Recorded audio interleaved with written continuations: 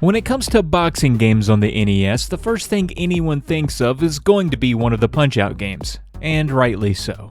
Originally, Punch-Out was developed and released for arcades in 1983. The game featured an upper and lower screen, and players performed moves much in the same way they would later do on the NES. Jabs, uppercuts, body blows, and dodging left and right. You know, boxing stuff. Your boxer was a wireframe that you could see through instead of the Little Mac we all know and love. The NES would release two versions of Punch-Out. The first was Mike Tyson's Punch-Out, where Iron Mike served as the ultimate fighter to defeat at the end to complete the game. Tyson was the face of Punch-Out on the system for 3 years until Nintendo no longer wanted to pay for Mike's license and opted to replace him with Mr. Dream instead, who is essentially just a sprite swap. They fight no differently.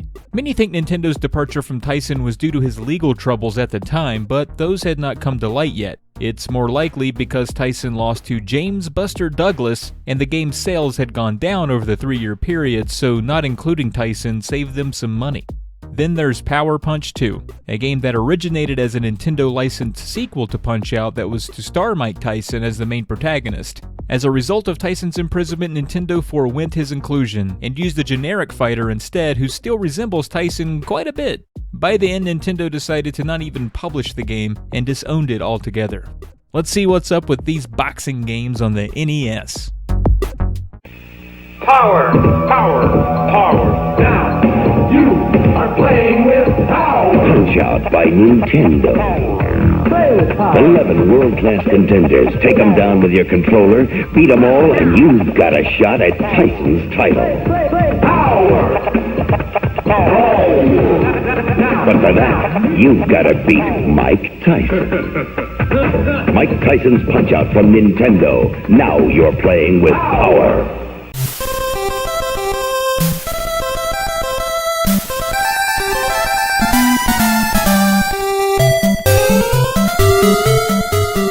There's no difference aside from the look of the final fighter between Punch-Out and Mike Tyson's version, so they're lumped together here.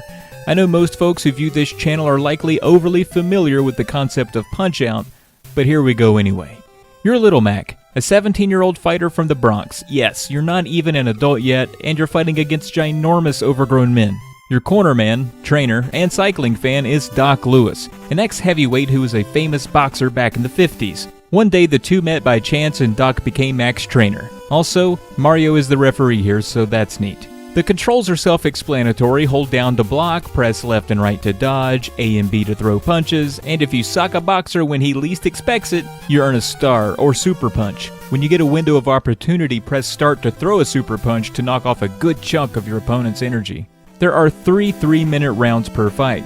If you or your opponent are knocked down 3 times in a single round, that's a TKO. If you knock them down at all and they just don't get up after 10 seconds, that's of course a classic knockout. Or you can go the distance and let Mario figure it out in the end. One very glaring component of this game includes the fighters, their names, and the things they say. Some of it didn't age well, at all, especially for a video game licensed by Nintendo. Each character is different though, in personality and in fight style, which is really everything in this game. The characters, for better or worse due to those infused stereotypes, are extremely memorable. You start off against Glass Joe, who owns a 1-in-99 record, and graduate up from there. The personality of the boxers usually lend to some kind of tale they have for when you should either sock them one or dodge their incoming attack. For example, Piston Honda wiggles his eyebrows. King Hippo opens his mouth when you should punch him there, so he'll cover it with his fist, and then you go wild on his belly. Bald Bull will actually charge at you from across the ring, and you have to punch him at the right time to send him staggering backward. Figuring out the tails and weaknesses make this boxing and sports game more of a reactive puzzle game, and that's why it's as popular and addictive as it is, even for those who aren't boxing fans. There are 3 different circuits you have to fight through. The first is the minor circuit, which should be no problem.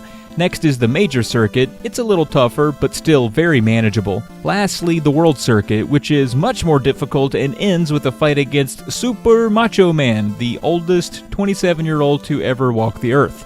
After you beat him, which is no small feat, at least for me it wasn't, you then get the opportunity to take on either Mike Tyson or Mr. Dream, depending on the version you're playing.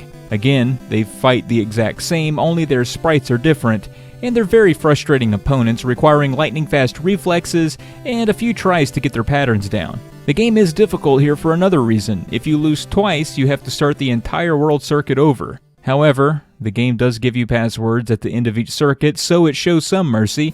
If you're a first-timer, expect to spend some time facing the World Circuit fighters, and especially Super Macho Man, over and over again. Punch-Out is a nearly universal fan favorite for a number of reasons. If you can overlook some of the poor taste regarding the character designs, you'll find a game that is highly addictive, competitive, and a worthy challenge. Remember to hammer away at the select button between rounds once per fight to beef up your health bar.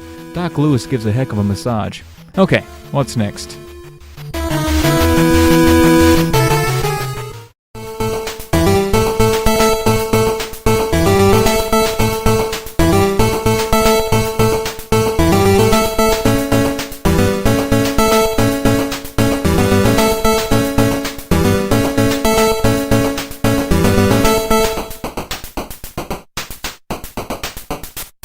Now for the weird one. Wow, that looks an awful lot like Mike Tyson, and even shares the same initials. That's right, you're Mark Tyler, an intergalactic boxer, which means yes, you're boxing aliens.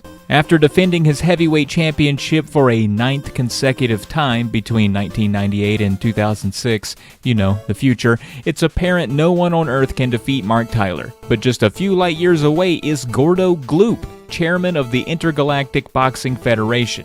He wants to see how Earth's challenger measures up to the rest of his federation, so Mark Tough Guy Tyler trades Vegas for Venus. Their words, not mine. The game is structured a little like Punch-Out. You fight a few boxers in a circuit before a championship round that ends with a password to get you to that circuit the next time. To start, though, you have to train, and training here is important. The training minigame requires you to spar by punching the glowing pad. They'll either be in the middle, high, or low and move faster as you go. If you hit 5 in a row, you get a bonus. How well you do arbitrarily adds to your stamina, power, and agility meters. If you skip this, your boxer will be pretty weak, so always train. Now, in the ring against the actual aliens, you'll notice immediately you're not in what we Earthlings consider a boxing ring. This is more of a boxing rink, and the judges are visible in the background, appearing a little grumpy for some reason. Unlike Punch-Out, where each boxer was overflowing with personality, the aliens just look a little goofy. They have their own behaviors, but none are particularly memorable. They have their own little bios you can read prior to each fight with them, and that spices it up some, but it's missing some element of humor that Punch-Out had. The humor has been outright replaced with absurd, and it doesn't land. Pun intended. The controls are similar to Punch-Out, but the matches seem to take longer. Instant knockouts are pretty rare, and plenty of opponents require grinding it out for 3 rounds. Each boxer you face behaves a little differently, and each has a weakness, but it's never as cheeky or as clever as Punch-Out. Most fights can be won simply by constantly dodging while sneaking in punches here and there. That said, the game isn't easy, especially on your thumbs. Having your guard down for even a second can get you knocked out.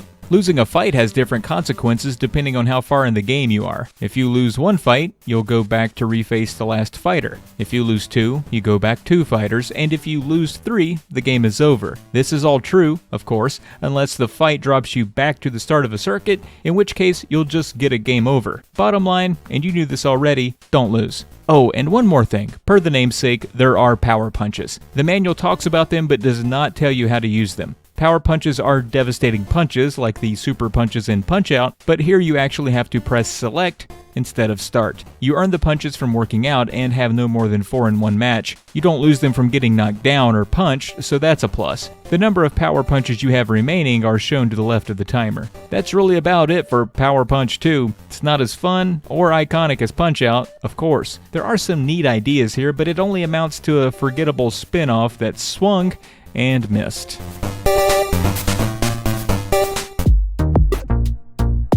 The next game in the proper Punch-Out series was Super Punch-Out on the Super Nintendo. It took everything people adored about the original and pushed it to a whole new echelon. It looks amazing, and all of the zany charm of the first is here, with many more colorful and interesting characters filling the roster. The next game in the series was simply named Punch-Out, that was originally released for the Wii in 2009. We've not seen any new entries since then, unless you count Little Mac being in Smash. There's another spin-off no one really talks about though, Arm Wrestling. It came out in arcades in 1985 and was made by the same team. Even Bald Bull makes a cameo as a contender named Mask X. Unfortunately, that game never left arcades. Alright, that does it for Punch-Out and Power Punch 2 on the NES.